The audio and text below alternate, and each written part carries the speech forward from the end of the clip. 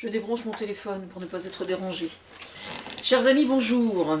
Aujourd'hui, je vais vous parler d'Elisabeth Lévy, qui s'en est pris à France Inter ces derniers temps. Alors j'avais entendu l'émission où elle était invitée avec Sonia De Villers dans la voiture, mais maintenant que j'ai un internet correct, je suis allée revoir l'émission et la vidéo pour être plus précise. Alors évidemment, après, ce qui est intéressant, c'est de mettre ensuite certaines vidéos qui répondent, etc. Donc ça, c'est amusant, on va dire. Alors, il se trouve que je l'ai vu l'autre jour, je l'ai aperçu l'autre jour pour l'émission Talk Show. C'était une émission sur le féminisme et j'ai toujours pas pris le temps d'aller voir, d'aller vérifier. Donc je ne suis pas allée vers elle, j'aurais pu. Et j'aurais dû, peut-être. Effectivement, mais je ne l'ai pas fait. Bon, bref. Alors je serais tentée de résumer si je devais synthétiser la réponse que je lui dirais ne tirez pas sur France Inter, c'est moi qui suis derrière. Pour reprendre, pour parodier un peu la chanson, enfin les paroles d'une chanson de Georges Brassens. Alors, j'ai appris des choses, hein, cependant. J'ai ouï dire que Gaspard Proust serait un humoriste de droite. Alors, personnellement, ça m'avait pas traversé l'esprit encore. Alors, je vais aller vérifier, hein, parce que je suis quand même très très inquiète. Alors, il se trouve qu'aujourd'hui, effectivement, le clivage droite-gauche est quand même, je dirais, on ne peut plus embrumé. Ça ne veut pas dire qu'il n'existe plus, mais disons que les curseurs bougent quand même énormément.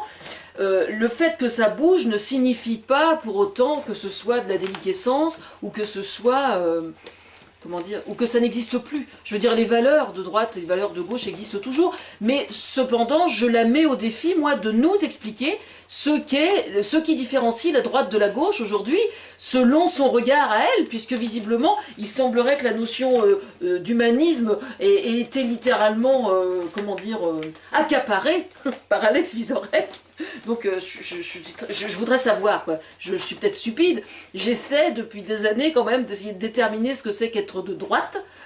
J'en ai bien une petite idée, mais j'ai peur d'être, comment dire, victime d'a priori qui pourraient ne pas être justes. Donc moi j'aime bien de temps en temps laisser les autres un peu se démerder avec leur linge sale et qui m'expliquent, et qui nous expliquent, pas uniquement à moi mais aussi aux autres. Donc à elle, Elisabeth Lévy, qu'elle nous explique ce que c'est qu'être de droite. Je voudrais savoir. Parce que je me pose la question parce que elle explique notamment que on est quand même, je dis on, hein, on est quand même très méchant sur France Inter de s'en prendre toujours aux gens qui sont anti-mariage pour tous. Alors je tiens à préciser juste une chose. Personnellement, je n'ai jamais méprisé les gens qui sont contre le mariage pour tous. À chaque fois que je m'en prends à ces gens-là, je le fais toujours en argumentant. Je ne dis jamais de quelqu'un qu'il est stupide ou qu'il est bête. Je dis il a dit ça et donc j'en déduis que éventuellement. Éventuellement. Mais le mépris de façon générale, c'est pas tellement ma tasse de thé. Je m'appuie souvent sur des arguments. Quand je lutte contre Marine Le Pen et le Front National, par exemple, je suis probablement la seule personne depuis des années qui ait pris le temps de prendre certaines interventions de Marine Le Pen, qui ait décortiqué entièrement à l'écrit la totalité de certaines de ses interviews pour récupérer justement certaines paroles qu'elle utilise et qui ont une signification particulière au niveau de l'inconscient. Et ce sont des choses, c'est autant de choses qu'on ne perçoit pas à l'oral.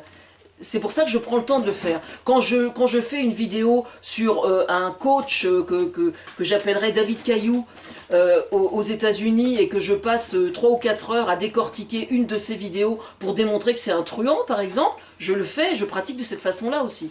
Bon, voilà, ça c'est fait. Alors je suis pas étonnée, mais je suis admirative devant la stratégie de Sonia De Villers, qui avait des arguments absolument béton pour lui dire ah bon, radio de gauche, ah bon, et pourtant regardez ça, et pourtant regardez ça, et pourtant regardez ça, qui énumérait, et Elisabeth Lévy en face, toujours fidèle à elle-même. Alors c'est vrai, j'ai remarqué qu'elle n'était pas très grande, on peut même dire qu'elle est petite, ça n'est pas une critique, hein, mais je me demande si le fait qu'elle aboie comme elle le fait, comme je l'ai déjà dénoncé depuis des années, elle a quand même énormément de mal à laisser les gens lui répondre. Il faut qu'elle ait absolument l'ascendant au niveau du volume sonore, ce qui est quand même un peu inquiétant. C'est pour ça en fait que je ne suis pas allée vers elle, parce que je n'avais pas du tout envie qu'on m'aboie dessus. Non mais quitte à aller vers des gens spontanément, je préfère aller vers des gens avec qui je me sens plus proche, quoi. Voilà.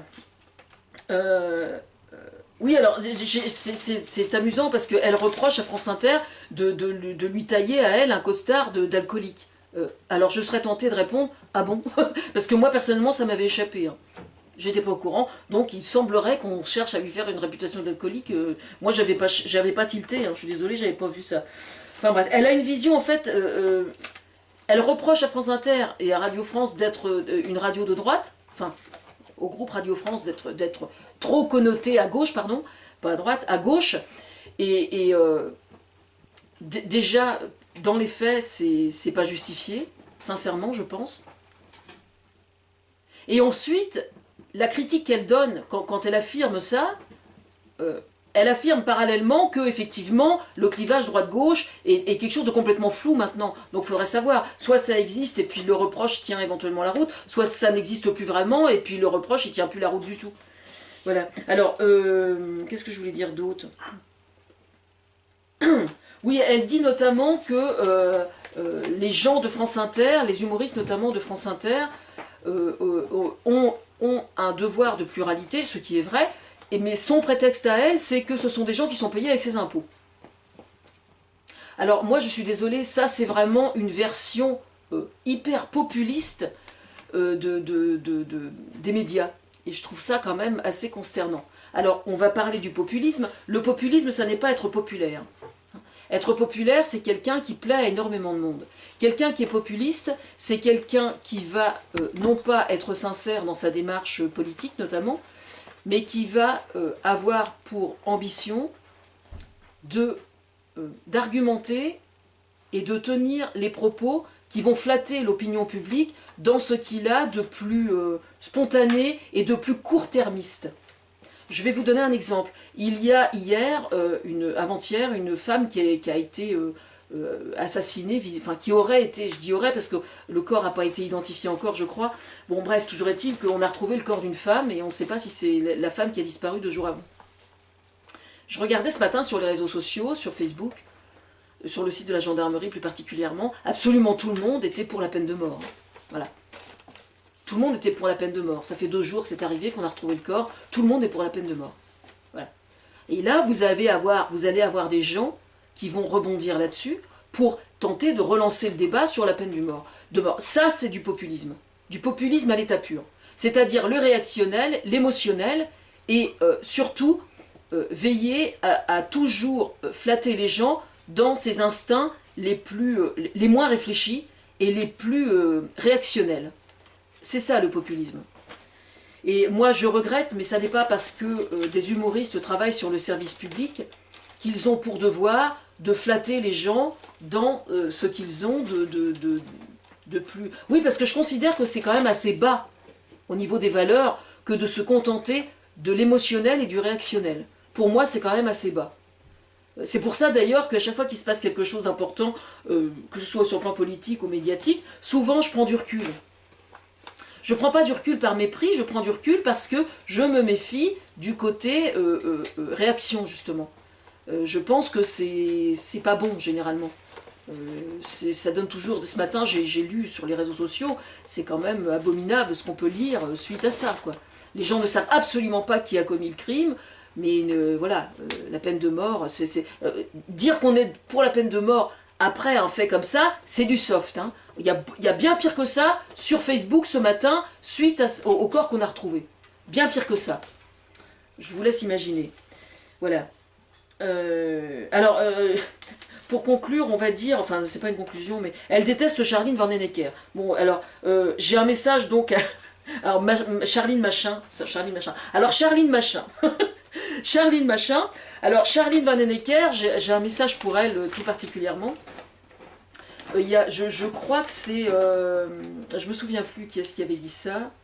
C'est un homme politique célèbre qui avait dit qu'on mesurait la valeur de ce qu'on représentait au nombre de ses ennemis. Alors voilà, Charline est une fille bien.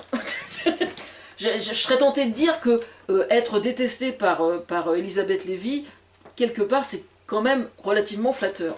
Enfin, moi, personnellement, je serais flattée à la place de Charline. Et je pense qu'elle l'est d'ailleurs. Bon, enfin, tout ça pour dire que les conneries qu'elle a sorties sur France Inter, là, dénotent 2 choses extrêmement intéressantes.